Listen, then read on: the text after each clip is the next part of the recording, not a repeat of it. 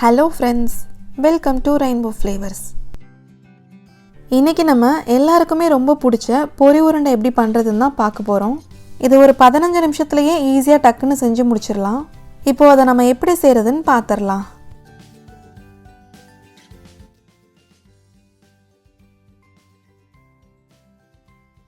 First நம்ம பொரியை லைட்டா வறுத்துக்கலாம். அப்பதான் பொரி உருண்டை சாப்பிடும்போது இன்னும் நல்லா கிறிஸ்பியா இருக்கும். இப்போ பேன்ல 3 கப் பொரியை இதில் நான் சேர்த்துக்கிறேன்.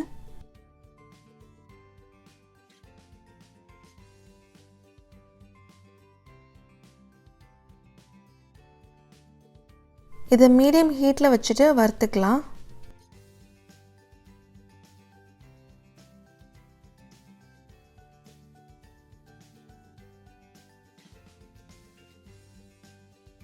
பொரி வறுபட்டுருச்சு. இப்போ அதை நம்ம ஓரமாக எடுத்து வச்சிடலாம். அடுத்து பொரி உருண்டை பண்ணுறதுக்கு நம்ம வெள்ளைப்பாகை ரெடி பண்ணிக்கலாம். அதுக்கு ஒரு பாத்திரத்தில் 1 கப் வெல்லத்தை சேர்த்துக்கிறேன். இதுக்கு மெஷர்மெண்ட் பார்த்திங்கன்னா 3 கப் பொரிக்கு 1 கப் வெல்லம் எடுத்திருக்கேன். நீங்கள் 4 கப் பொரி எடுத்திங்கன்னா ஸ்வீட் கொஞ்சம் கம்மியாக இருக்கும். 3 கப் இல்லைனா 3.5 கப் நீங்கள் எடுத்துக்கலாம், கரெக்டாக இருக்கும். இது கூட 1/2 கப் அளவுக்கு தண்ணி சேர்த்துக்கிறேன். கட்டி எல்லாமே நல்லா கரைஞ்சி கொதிக்கட்டும். இதை வடிகட்டிட்டு அதுக்கப்புறம் நம்ம பாகு ரெடி பண்ணிக்கலாம்.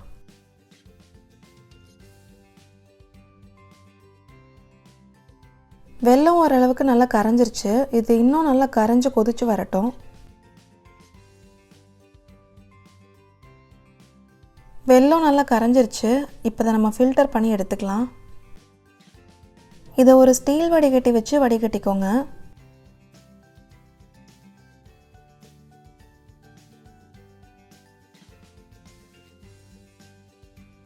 வடிகட்டின பாகை திருப்பி நம்ம பாத்திரத்தில் சேர்த்துடலாம். இப்போ தான் நம்ம பொரி உருண்டைக்கான பதத்தை ரெடி பண்ண போகிறோம்.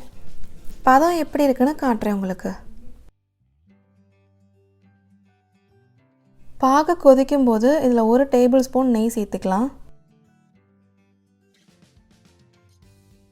இது கூட 1/4 டீஸ்பூன் சுக்கு பொடி, 1/2 டீஸ்பூன் ஏலக்காய் பவுடர் இதை சேர்த்துட்டு மிக்ஸ் பண்ணி விட்டுடலாம்.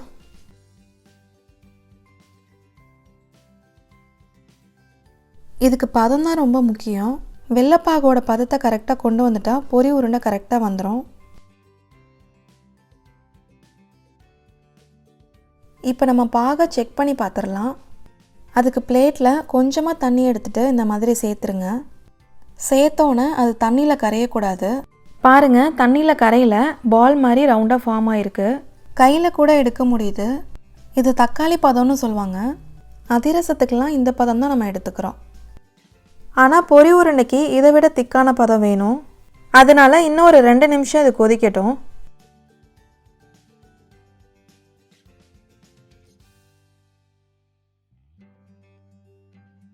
இப்போ செக் பண்ணி பார்க்கலாம். இப்போ பார்த்தீங்கன்னா இன்னும் நல்லா திக்காக ஃபார்ம் ஆகுது பால். அதை நம்ம எடுக்கும் போதே நல்லா திக்காக தெரியுது. நமக்கு இந்த பதம் தான் வேணும்.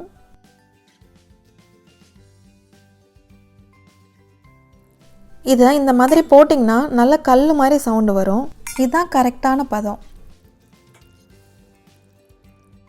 கடைசியாக இந்த வெள்ளைப்பாகு முறுகி போகாமல் இருக்கிறதுக்கு இதில் நம்ம லெமன் ஜூஸை சேர்த்துடலாம். 1/2 டீஸ்பூன் சேர்த்துக்கிறேன். இப்போ பொரியில் நம்ம பாகை சேர்த்துடலாம்.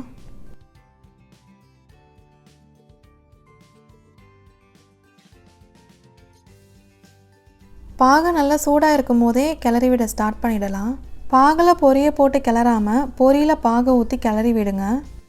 அப்போ தான் கரெக்டாக வரும். இல்லைனா அடியிலேயே எல்லாமே ஒட்டிக்கும்.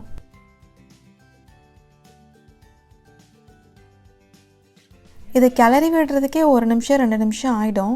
அதுக்குள்ளேயே லைட்டாக ஆறிடும். நம்ம உடனே உருண்டை பிடிக்க ஸ்டார்ட் பண்ணிடணும்.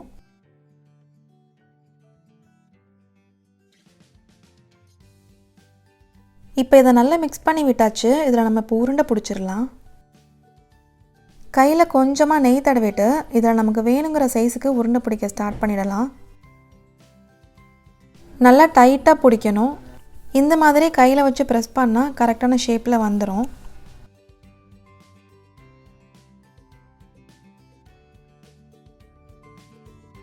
இப்போ பாருங்கள் இது ரெடி ஆகிடுச்சு. இதை எடுத்து வச்சிடலாம்.